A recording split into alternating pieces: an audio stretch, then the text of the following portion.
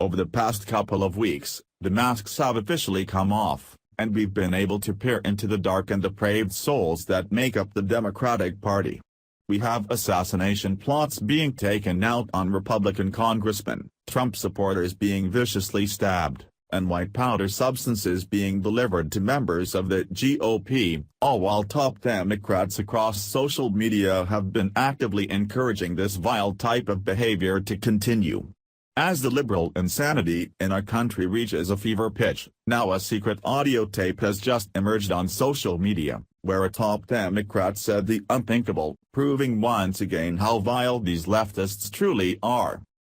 Phil Montag, a high-ranking Democratic Party official in Nebraska, had no idea that what he said during a private meeting was being secretly recorded by someone present. Omaha World-Herald was the first to report on the incident, where Montag could be heard saying that he was happy that Senator Scalise got shot, and then hoped he was fucking dead. Hannity reported the chair of the Nebraska Democratic Party booted a high-ranking party official Thursday after stunning audio tapes emerged on social media where the Democrat can be heard wishing for Representative Steve Scalise's death, saying, "I wish he was effing dead." According to the Omaha World-Herald, Party Chair Jane Kleeb officially removed Phil Montag from his post as co-chair of the party's technology committee after the secret recordings were released to the press.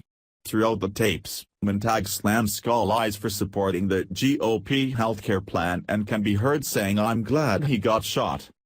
This effing guy, his whole job is to get people, convince Republicans to effing kick people off of effing healthcare. I'm glad he got shot. I'm not gonna effing say that publicly," said Montag.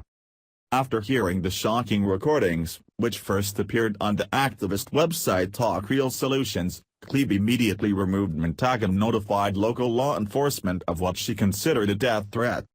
"As soon as I heard it, I sent it to the officers and then sent an email to Phil Montag informing him I am removing him from his appointed position as co-chair of the Technology Committee," she wrote in an email. "Wishing a member of Congress or any individual dead is disgusting and has no place in our party. I'll leave that to the police to determine their next steps," she added. There's a lot of malicious liberals residing in Nebraska apparently, as Montang is the second high-ranking Democrat to make such disgusting and incendiary comments following last week's mass assassination attempt in Virginia.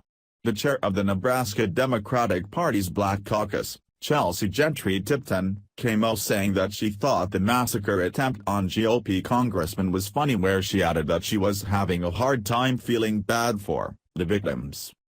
"We as Americans must rise up and demand that we stop letting these Democrats who are essentially domestic terrorists continue to hide behind the First Amendment.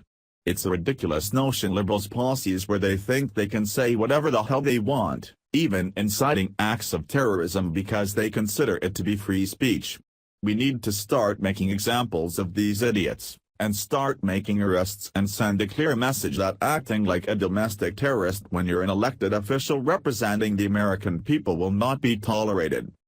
This type of behavior is why people are leaving the Democratic Party by the droves, and why liberals keep losing elections. People across America are growing wary of the antics of the left, which is why the left can spend $60 million on an election, have the complete support of all of the Hollywood elites, and still freaking lose, as was the case with the massive upset that went down in Georgia several days ago when Karen Handel beat John Ossoff in the special election.